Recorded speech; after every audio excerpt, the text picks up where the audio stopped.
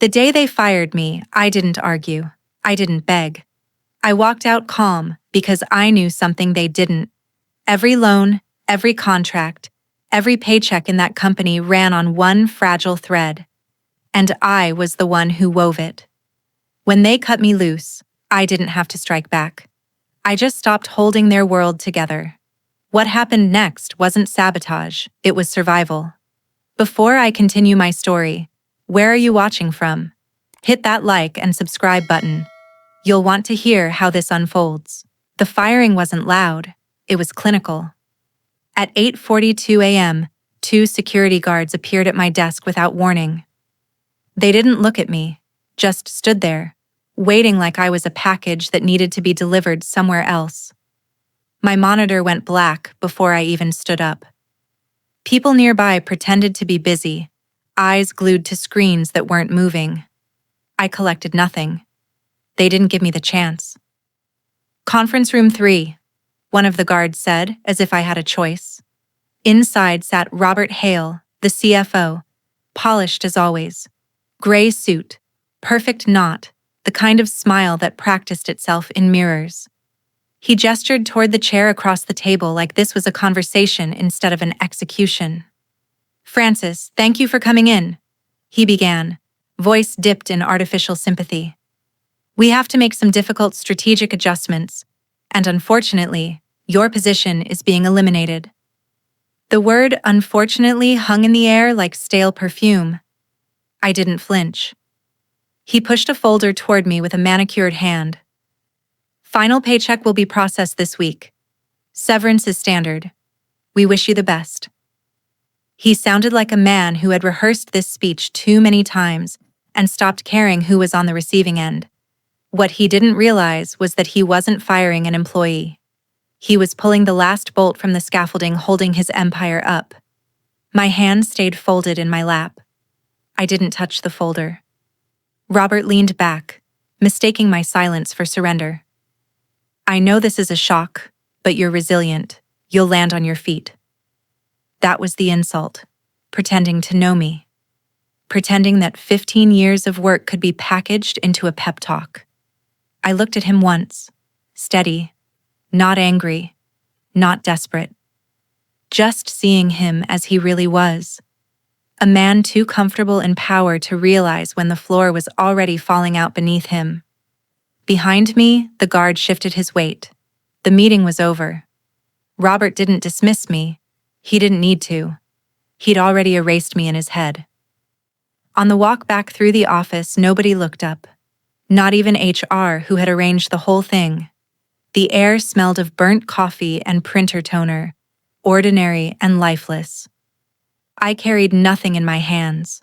Not a mug, not a picture frame. They thought empty hands meant defeat. What they didn't see was that my power was never in things I could carry. My power was in what I'd built. What they ignored. What they still depended on without even realizing it. When the elevator doors closed behind me, Robert probably leaned back in his chair, relieved. Another problem handled. Another name scrubbed from the directory. But I didn't feel small. I felt exact. Because by firing me, they hadn't cut me out. They had cut themselves loose. And when the clock struck 10 o'clock, the system I designed to keep them alive would stop recognizing they ever existed at all. For more than a decade, I was the piece of the company no one remembered until something broke. While executives gave speeches about growth and innovation, I sat in a windowless office building frameworks that held the whole structure together. My title was Senior Compliance Analyst, but what I really built was the company's backbone. Every contract approval, every bank verification, every regulator's audit was silently cleared because of the architecture I designed. Without it, the company was nothing more than a name on paper. They liked to believe their success came from bold decisions in boardrooms or clever strategies pitched to investors. But I knew better. Their stability came from the fact that, day after day, I renewed the system that made them visible to the outside world. I never asked for recognition. I never demanded credit. I thought doing my job well was enough. But in places like this, loyalty isn't rewarded. It's exploited. The signs were faint at first, but unmistakable once I saw them. A consultant's slide about reducing redundancy with automation. A quarterly note about streamlining compliance, buried deep in the reports. And then, Robert Hale standing in front of the board calling our infrastructure foolproof, not once acknowledging the person who actually kept it alive. That was when I understood what was coming. Once they describe a system as self-sustaining, they've already decided the human behind it doesn't matter. They didn't know that the system wasn't self-sustaining. It was me sustaining it. So I let them keep their illusion. I nodded through their meetings, smiled when new managers tried to modernize my work, and trained analysts who barely grasped the basics. All the while, I made sure the real authorities stayed where they never looked. I didn't hide passwords or bury secret files. My power was simpler than that. I had designed the core renewal structure to recognize one thing: my authorization. The system listened to me, and only me. As long as I stayed, the company lived. If I was gone, its identity would expire piece by piece until the outside world stopped recognizing it altogether. By the time Robert made his move, I had already stopped feeding the renewals. Quietly, methodically, I allowed the backbone to weaken. Everything on the surface still looked perfect. Green lights, clean reports, executives patting themselves on the back. But the clock was already counting down. The day he told security to walk me out, Robert believed he had removed a liability. What he had really done was cut the last line holding his empire upright. And when that line snapped, the company's name would vanish as completely as mine had from their directory. Companies like to believe their survival depends on cash flow, quarterly growth, or investor confidence. What they never admit is that all of those things only exist if the world recognizes them as real. Banks, regulators, and vendors don't care about polished mission statements or press releases. They care about the silent handshake of identity verification, the digital nod that says, "Yes, this entity exists." I was the one who built that handshake. 15 years ago, when the company was scrambling to expand, they put me in charge of compliance architecture. While executives courted investors, I wrote the code that aligned licenses, checked renewals, and confirmed standing with every institution that mattered. I designed a cycle that ran every quarter at 10 a.m. sharp, scanning through every license and feeding a single answer to the outside world: valid or invalid. If it said valid, the doors stayed open. If it said invalid, the doors slammed shut. To everyone else, it was invisible, just another box checked on a list. To me, it was everything. At the start, I gave the system layers of resilience: mirrors, backups, fail-safes, so that if one part faltered, another carried the load. But there was one deliberate choice that seemed harmless at the time. I tied the authority to renew the backbone licenses to one role: mine. It wasn't ego, it was practicality. Auditors wanted accountability, and I became that accountability. The system trusted me, and only me, to feed it. For years, I did without fail. While executives came and went, while Robert Hale climbed from manager to CFO, I was the constant voice that renewed their right to exist. They never thanked me for it. They barely noticed. But the system did. My name wasn't on press releases, but it was burned deep into the verification chain, the one signature that allowed everything else to function. The beauty of systems like this is that they don't lie. They don't negotiate. They don't bend to excuses. If the renewal isn't logged, they don't care why.